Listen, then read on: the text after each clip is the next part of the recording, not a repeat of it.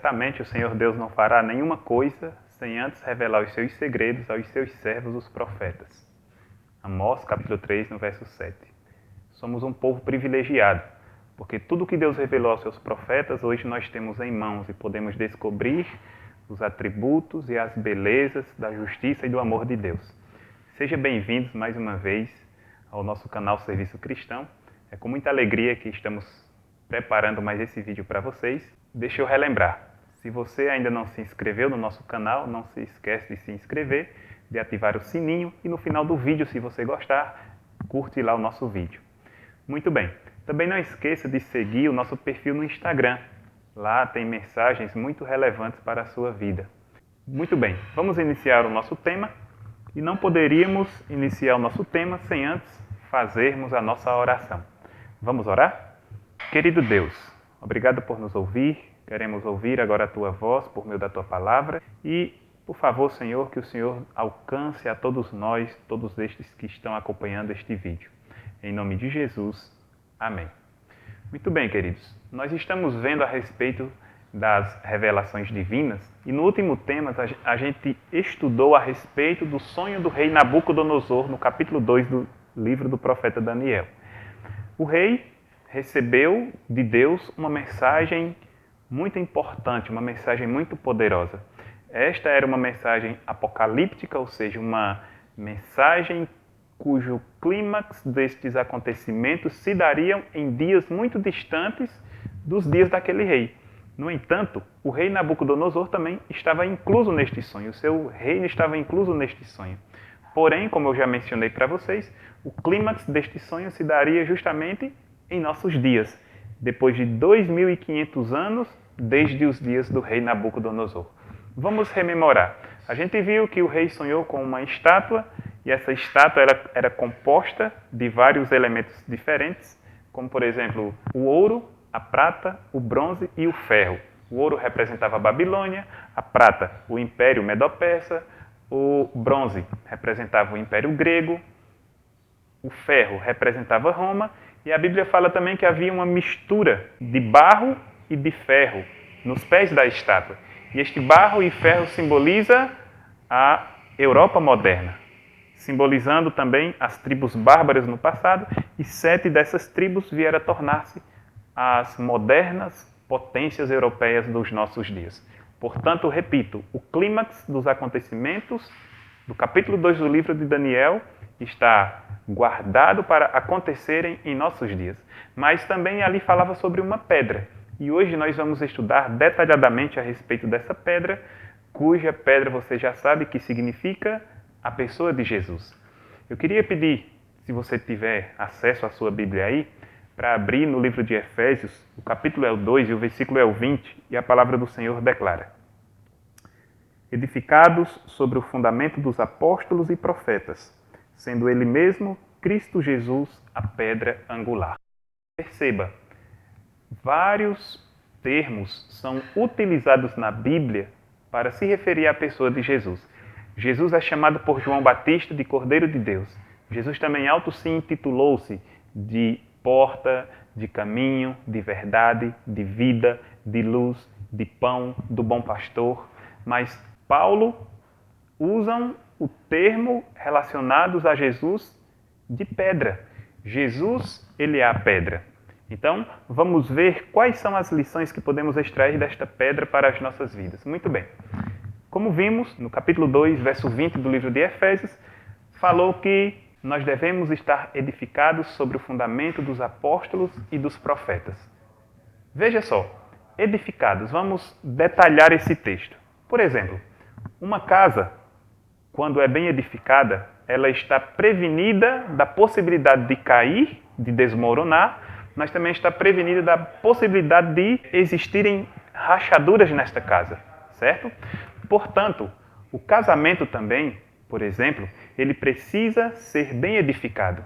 O marido, ele precisa edificar a autoestima da sua esposa. A esposa precisa edificar a realização do seu marido. Ele precisa ser uma pessoa bem realizada no seu relacionamento. E ambos, homem e mulher, quando constituem famílias, eles precisam edificar o caráter dos seus filhos para que eles sejam um exemplo para a sociedade, mas também um exemplo para Deus.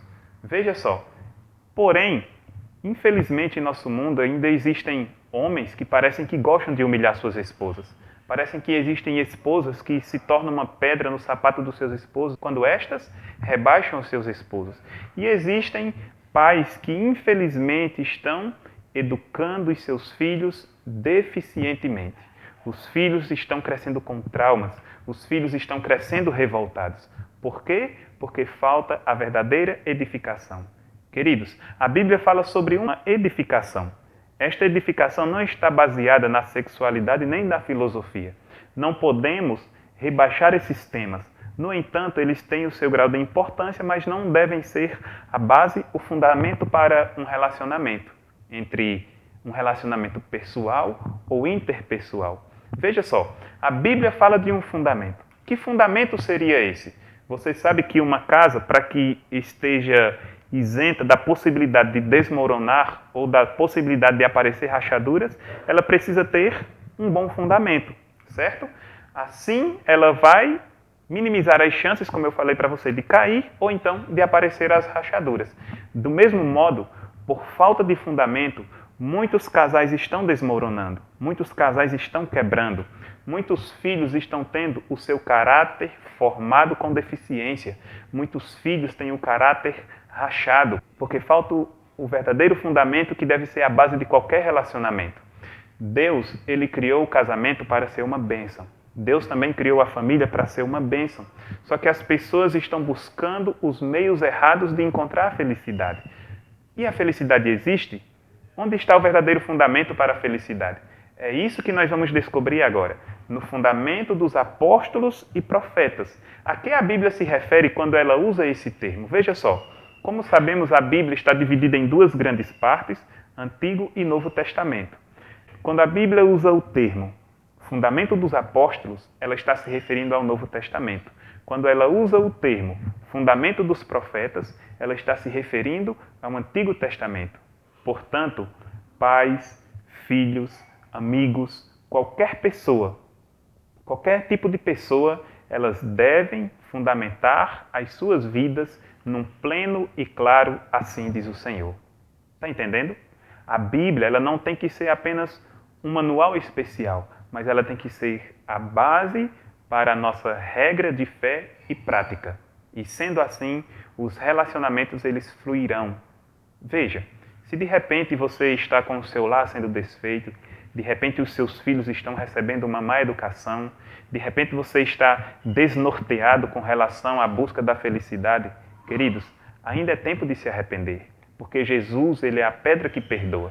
Veja só, no passado, os antigos, quando iam fazer uma construção, eles utilizavam apenas uma pedra. Nos tempos bíblicos, eles colocavam ali apenas uma pedra que era chamada de pedra angular ou pedra de esquina. E a instalação desta pedra, ela definiria se essa casa seria uma casa que resistiria ao tempo ou se seria uma casa que estaria predestinada para a ruína. Esta pedra de esquina, esta pedra angular, representa a pessoa de Jesus. Jesus usou ali no livro de Mateus o termo de pedra, referindo-se a ele também, quando ele diz o seguinte, Mateus 7, verso 24 até o 27. Ele fala o seguinte, aquele que constrói a sua casa sobre a rocha é considerado como um homem prudente, porque vem a tormenta, vem a chuva, vem a tempestade e a casa não cai, porque está edificada sobre a rocha. Mas aqueles que edificam a sua casa sobre a areia são considerados como homens imprudentes, porque vem a chuva, vem a tempestade, vem o tsunami e aí submete a casa a uma ruína muito grande. Porém, Jesus falou, o homem prudente é aquele que obedece à palavra. É comparado ao homem que edifica a casa sobre a rocha. Portanto, queridos, a Bíblia gira todinha em torno da pessoa de Jesus. E vocês e eu necessitamos fazer deste livro a nossa regra de fé e prática, a fim de conhecer a Jesus e partilharmos de relacionamentos mais saudáveis, relacionamentos mais promissores, partilharmos da verdadeira felicidade. Eu queria ler outro texto da Bíblia com vocês para falarmos de mais um aspecto da pedra, referindo-se à pessoa de Jesus. Na primeira carta de Paulo à igreja de Corinto, no capítulo 10, e o verso é o 4, e a palavra do Senhor declara: "E beberam da mesma fonte espiritual, porque bebiam de uma pedra espiritual que os seguia, e a pedra era Cristo." Paulo, ele está tentando conduzir a nossa mente à experiência do povo de Deus no deserto. Ele está se referindo a Cristo aqui como a pedra que segue e a pedra que mantém.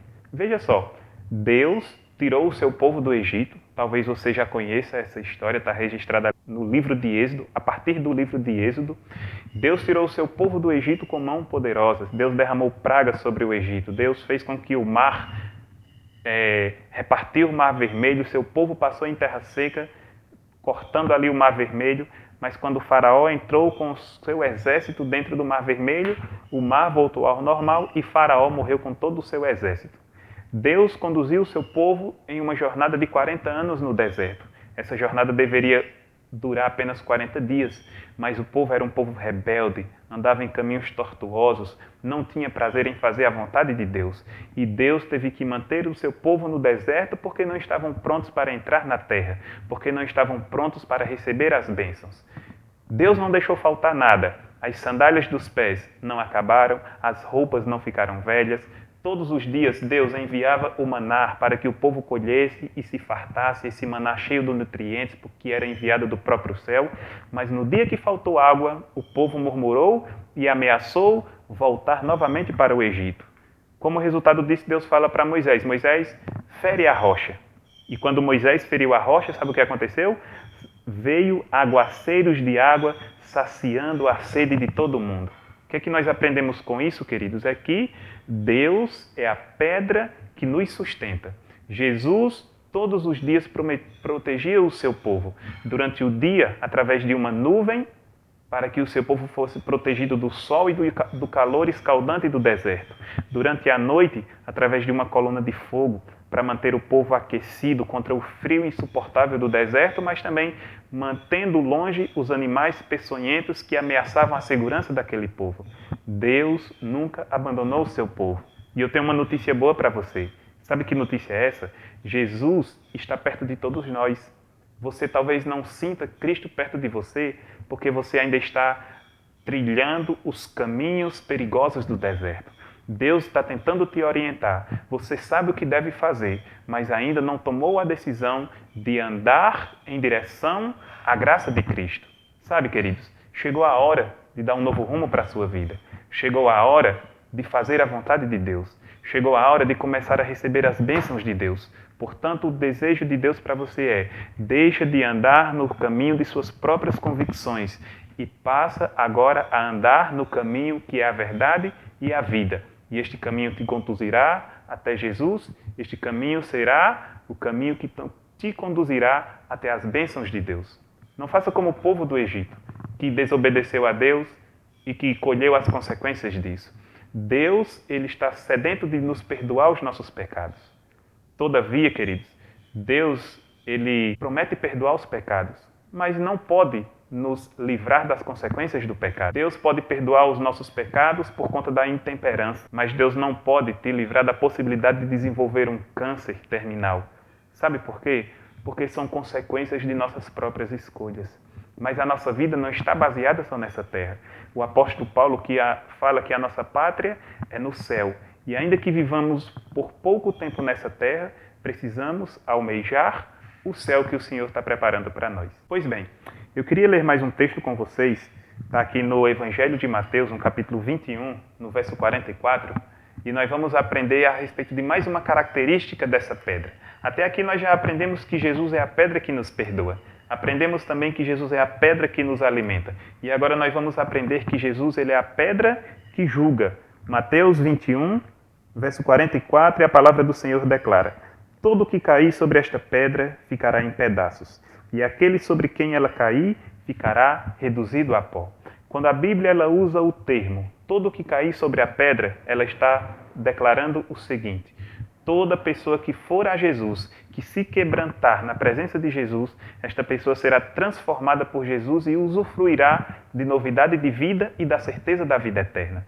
Mas a Bíblia também usa o termo referindo-se que toda pessoa sobre quem a pedra cair em cima dela ficará reduzida a pó. Este termo significa que a pessoa desfrutará de uma morte eterna, anulando toda e qualquer possibilidade de salvação. Você precisa cair sobre a rocha. A Bíblia fala que um dia Deus estabelecerá um tribunal sobre essa terra. E quando Jesus voltar a esta terra, você precisa ser absolvido por Ele. Se você não aceitar a Cristo como seu Salvador, o que a Bíblia fala é que essa pessoa já está condenada, será reduzida a pó. E o seu destino será desfrutar de toda a morte eterna e nunca mais vir à existência. Sabe, amigos, no livro de Daniel, no capítulo 2, e o verso 44 e o verso 45, a Bíblia declara a respeito do reino de Deus. A Bíblia fala que Jesus também é a pedra que será cortada do monte sem auxílio de mãos, e esta pedra mesma atingirá a estátua nos pés, os reinos serão destruídos, e esta pedra se tornará o reino eterno de Deus. E há um detalhe no livro de Daniel também, que a Bíblia declara o seguinte, que este reino que o Senhor estabelecerá será dado aos santos do Altíssimo. Quem são os santos do Altíssimo? Todos aqueles que fizeram a vontade de Deus. Jesus repetiu a mesma promessa do seu reino no Evangelho de João, capítulo 14, verso 1 ao 3, quando ele disse que iria ao céu, preparar morada para os seus filhos, e quando preparasse, ele voltaria a essa terra e levaria os seus filhos para viverem a eternidade com ele. Onde ele estivesse, os seus filhos estariam com ele também. Jesus vai voltar. Já podemos ouvir os passos de um Deus que se aproxima. E você pergunta, quem te garante que Jesus vai voltar? O que me garante que Jesus vai voltar, meus queridos, é o mesmo que garantiu que ele viria a primeira vez e nasceria como um bebê. Jesus veio. Deus falou que Jesus teria que morrer na cruz pelos nossos pecados. Jesus morreu. Deus falou que Jesus ressuscitaria e subia ao céu. Jesus ressuscitou e hoje está no céu à direita do Pai. Deus falou que Jesus voltaria, portanto ele voltará. E qual o nosso dever diante da realidade da promessa de Cristo? Correr em direção ao abraço do Senhor. Não perca os benefícios que Jesus quer dar para a sua vida. O benefício do perdão, o benefício de te manter, o benefício de que Ele pode te absolver no juízo divino, te formar um vaso de bênção, mas também o benefício de você ser um súdito do reino eterno de Cristo. É seu desejo fazer parte desse reino, deixar de fazer parte deste mundo que jaz no maligno, ainda que vivamos aqui por um breve período de tempo, mas alimentar a esperança de um novo céu, de uma nova terra que o Senhor está preparando, e neste novo céu e nessa terra onde habita a justiça. Se você tem esse desejo, eu queria convidar você para fazer uma oração nesse momento, entregando a nossa vida ao Senhor. Vamos orar.